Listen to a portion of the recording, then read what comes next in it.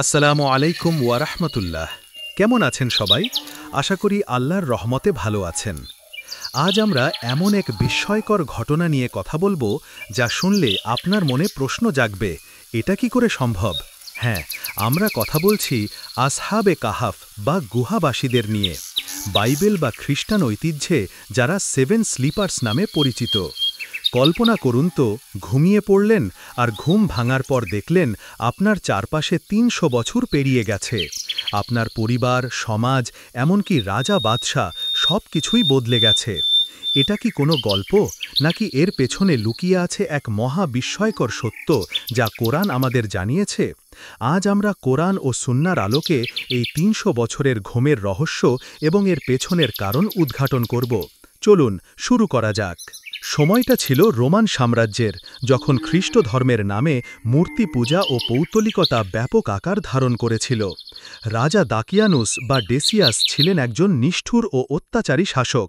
তিনি মানুষকে জোর করে মূর্তি পূজায় বাধ্য করতেন এবং যারা এক আল্লাহর উপর বিশ্বাসী ছিলেন তাদের উপর চালাতেন অমানুষিক নির্যাতন। এ সময়েই একদল তরুণ, যাদের সংখ্যা 7 জন, তবে কোরআনে নির্দিষ্ট সংখ্যা বলা হয়নি, আল্লাহই ভালো জানেন, তাদের ঈমানের ওপর অবিচল ছিলেন। তারা ছিলেন শহরের সম্ভ্রান্ত পরিবারের সদস্য। তারা এই শিরক ও পৌত্তলিকতাকে প্রত্যাখ্যান করে এক আল্লাহর উপর বিশ্বাস স্থাপন করেন।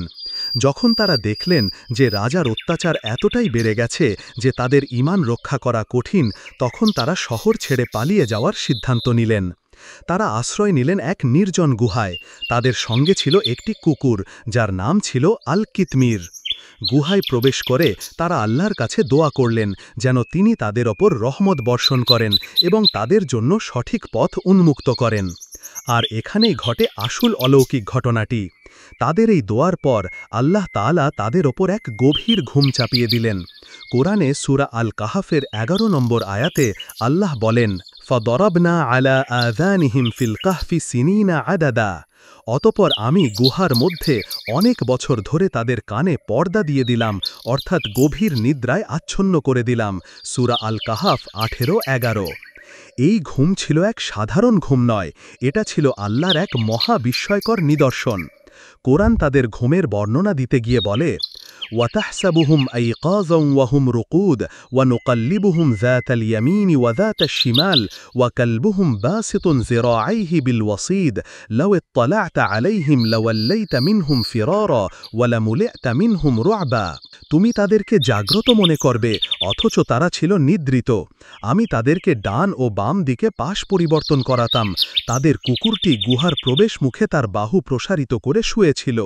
তুমি যদি তাদেরকে দেখতে, তাহলে তুমি ভীত হয়ে তাদের থেকে পলায়ন করতে এবং তুমি তাদের থেকে আতঙ্কে ভরে যেতে। এই আয়াতটি খুবই গুরুত্বপূর্ণ।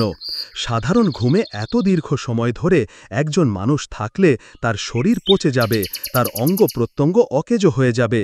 কিন্তু আল্লাহ তাআলা এখানে দুটি গুরুত্বপূর্ণ কথা বলেছেন। এক, আমি তাদেরকে ডান ও বাম দিকে পাশ পরিবর্তন করাতাম। এর মাধ্যমে আল্লাহ তাদের দেহকে পচে যাওয়া থেকে রক্ষা করেছেন। নিয়মিত পাশ পরিবর্তন রক্ত চলাচল সচল রাখে এবং শরীরের কোনো এক অংশে চাপ পড়ে পচে যাওয়া থেকে বাঁচায়। এটি ছিল আল্লাহর সরাসরি হস্তক্ষেপ। 2, তাদের কুকুরটি গুহার প্রবেশ মুখে তার বাহু প্রসারিত করে শুয়েছিল। কুকুরটিও তাদের সাথে ছিল এবং গুহার মুখে প্রহরী হিসাবে অবস্থান করছিল। এটিও ছিল আল্লাহরই এক নিদর্শন। 3, তারা জাগ্রত মনে হতো। তাদের চোখ খোলা ছিল, যা বাইরের লোকের কাছে তাদের জাগ্রত মনে হতো, কিন্তু তারা আসলে ঘুমাচ্ছিল। এটিও এক রহস্য যা আল্লাহর কুদরত ছাড়া সম্ভব নয়। এই সব কিছুই ছিল আল্লাহর এক মহাশক্তি, এক অলৌকিক ব্যবস্থাপনা। এখানে কোনো বৈজ্ঞানিক ব্যাখ্যা কাজ করে না, কারণ বৈজ্ঞানিকভাবে একজন মানুষ 39 দিনের বেশি না খেয়ে বাঁচতে পারে না, আর 300 বছর ঘুমানো তো প্রশ্নই ওঠে না। এই ঘুম ছিল সম্পূর্ণভাবে আল্লাহর সরাসরি নির্দেশনায়, তার কুদরতে। এই অবস্থায় তারা পার করলেন 300 বছর। কোরআনে বলা হয়েছে, ওয়ালাবিথু ফি কাহফিহিম সালাসামিআতিন সিনিনা ওয়াজদাদু তিসআ। আর তারা তাদের গুহায় অবস্থান করেছিল 300 বছর, আরও 9 বছর বেশি। অর্থাৎ চাঁদ ও সূর্যের হিসাবে তারা মোট ৩০৯ বছর ঘুমিয়েছিলেন। এরপর একদিন হঠাৎই আল্লাহ তাদের ঘুম ভাঙিয়ে দিলেন। ঘুম থেকে উঠে তারা পরস্পরের দিকে তাকিয়ে জিজ্ঞেস করলেন, ক্বালু লাবিথনা ইয়াউমান আও বা'দা ইয়াউম। তারা বলল, আমরা একদিন অথবা দিনের কিছু অংশ ঘুমিয়েছি। কারণ তাদের কাছে মনেই হয়নি যে তারা এত দীর্ঘ সময় ঘুমিয়েছিলেন। অথবা তাদের একজন বলল, তোমাদের রবই ভালো জানেন তোমরা কতকাল ছিলে। এরপর তারা ক্ষুধার্ত হয়ে পড়লেন এবং তাদের একজনকে কিছু খাবার কেনার জন্য শহরে পাঠালেন। সেই তরুণ যখন শহরের ভেতরে প্রবেশ করল, তখন সে এক সম্পূর্ণ ভিন্ন পৃথিবী দেখল। যে শহর সে ছেড়ে এসেছিল তার চিহ্ন মাত্র নেই। নতুন রাজা, নতুন স্থাপত্য, নতুন মানুষ, সব কিছুই অচেনা। যখন সে তার পুরনো মুদ্রা দিয়ে রুটি কিনতে গেল, দোকানি অবাক হয়ে গেল, এই মুদ্রা তো শত শত বছর আগের। এভাবে তাদের বিস্ময়কর ঘুমের রহস্য উন্মোচিত হল। তাহলে কোরআন কিভাবে এই ৩০০ বছরের ঘুমের রহস্য ব্যাখ্যা করে? এর জবাব খুবই পরিষ্কার। ১. আল্লাহর কুদরত, ক্ষমতা। কোরআন কোনো বায়োলজিক্যাল বা ফিজিক্যাল ব্যাখ্যা দেয় না। কোরআন সরাসরি আল্লাহর ইচ্ছাকেই এর কারণ হিসাবে উল্লেখ করে।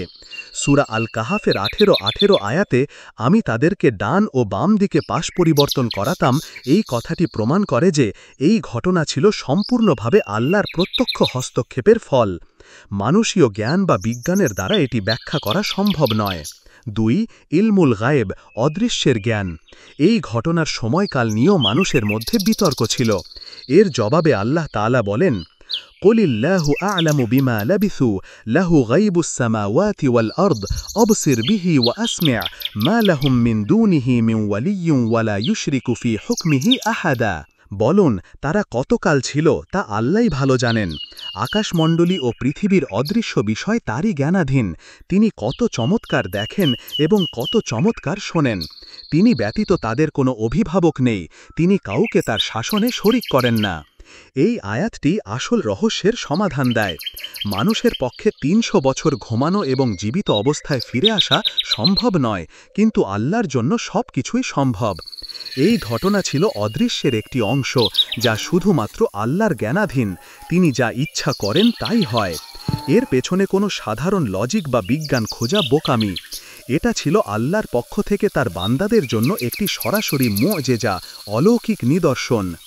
৩. পুনরুত্থানের প্রমাণ। এই গল্পের মূল শিক্ষাগুলির একটি হল পুনরুত্থানের প্রমাণ। وكذلك بعثناهم ليتساءلوا بينهم قال قائل منهم كم لبثتم قالوا لبثنا يوما أو بعد يوم قالوا ربكم أعلم بما لبثتم।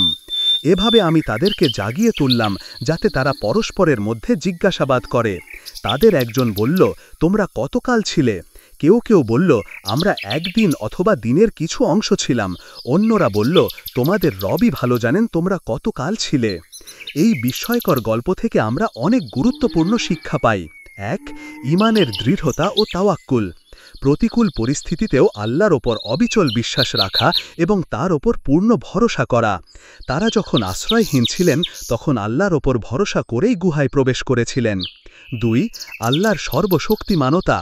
এই ঘটনা প্রমাণ করে যে আল্লাহ সর্বশক্তিমান। তিনি যা ইচ্ছা করেন তা তিনি করতে সক্ষম। মানুষের যুক্তির বাইরেও তার ক্ষমতা অসীম। ৩. পুনরুত্থানের সত্যতা। কিয়ামতের দিনে মৃতদের পুনরায় জীবিত করার বিষয়টি এই ঘটনার মাধ্যমে স্পষ্ট হয়ে যায়। আল্লাহ যেভাবে শত শত বছর পর তাদের জীবিত করতে পেরেছেন, সেভাবেই তিনি সকলকে পুনরুত্থিত করবেন। ৪. জান্নাতের পুরস্কার। যারা ঈমানের উপর দৃঢ় থাকে এবং আল্লাহর পথে কষ্ট স্বীকার করে, তাদের জন্য উত্তম পুরস্কার রয়েছে। ৫. কোরআনের অলৌকিকতা। এই গল্পটি কোরআনের অলৌকিকতার একটি প্রমাণ, কারণ এতে এমন সব তথ্য দেওয়া হয়েছে যা সে সময়কার মানুষের পক্ষে জানা সম্ভব ছিল না। ৬. আল্লাহর সাথে সংযোগ। বিপদের সময় শুধু আল্লাহর কাছে আশ্রয় চাওয়া এবং তার সাহায্য প্রার্থনা করা।